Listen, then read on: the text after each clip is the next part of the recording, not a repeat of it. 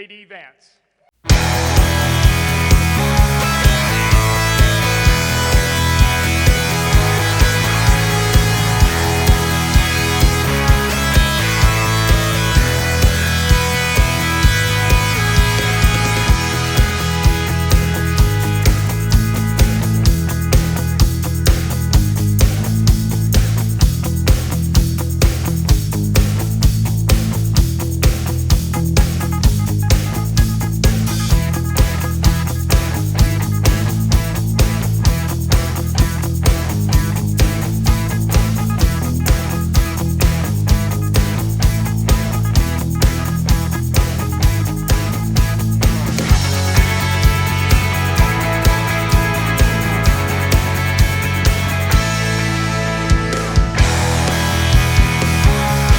Please have a seat. I see we have some beautiful families out there. You know, I served a few years in the Marine Corps, and I got to say, I'm pretty jealous. This is a pretty fine duty station, if I do say so myself.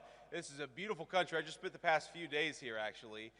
Some meetings, some downtime with the family, and we've had a very, very good time here in England. The United Kingdom, of course, is one of our great allies, so I think I speak for all the Pathfinders here. Is that right? What I say? And all of the Red Dragon folks as well? When I say that we are proud of the special relationship and we are proud to work together with our British friends right here at Fairford Base. God bless you all.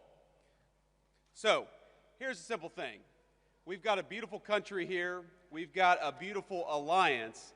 And I think every single one of you know that for over 100 years, we have worked with our friends from the United Kingdom to achieve great victories.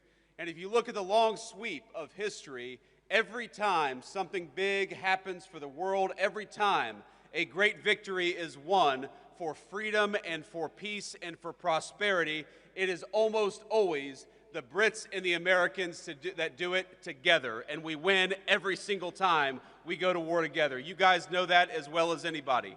But it's not just about going to war, and it's not just winning when we do. When we work together, when we fight together, when we make it clear that we always approach every situation with an open hand, but if things go poorly, we're willing to do what we have to do. We make it easier to achieve peace and prosperity all over the world. So I want to say, from all of us back home in the United States, for all the people that you serve with, that you fight for, that you make it possible to live the American dream in peace and prosperity. We are proud of you. We are grateful for you. And as your Vice President, I am damn proud to be here with you today. God bless every single one of you.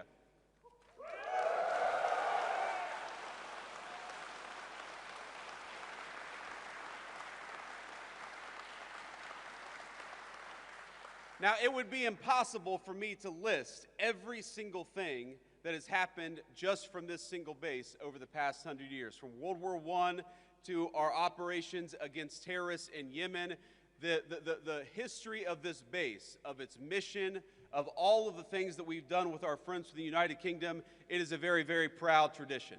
So I won't try to list everything that we've done, but you guys know the mission, you guys know the story, and you guys know the history. We have done so much with our English friends, with our friends from the UK. And, you know, I started the day, I started the week at a place called Chevening with the Foreign Secretary of the United Kingdom further south in the country in a county called Kent. And what we did is we worked on one of our most important shared security goals in Europe, which is the end of the war between Russia and Ukraine.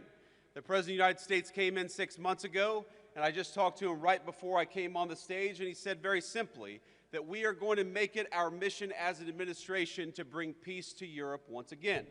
But as you all know, it is impossible to bring peace anywhere unless the bad guys are also worried that we've got a hell of a fine Air Force and a hell of a fine military to back up the peace to begin with. So what you guys do, even though you may not see it every single day, is you make it possible. You make it possible for us to accomplish the President's goals through negotiation. You make it possible for us to go into a room and say, yes, we want peace. Yes, we want to work together. Yes, we'd like to bring an end to this terrible conflict, but we've also got some great airmen back at Fairford and other bases. They're going to make sure that no matter what happens, the peace and the prosperity and the goals of the American people are going to be well served by what you do. So I think if you look back at the last 6 months, if you look back at the number of lives that we've saved in Rwanda and the Congo, the president ended a 30-year war there. If you look at what we've done in the East Asia, where the president ended a conflict, in Serbia, Kosovo, where the president has brought peace to that area of the world, and now, in just a couple of days, with the president heading to Anchorage, Alaska, to try to achieve an end to this terrible war in Russia and Ukraine. You guys make that possible. You guys are the reason why we can go into a negotiation with strength.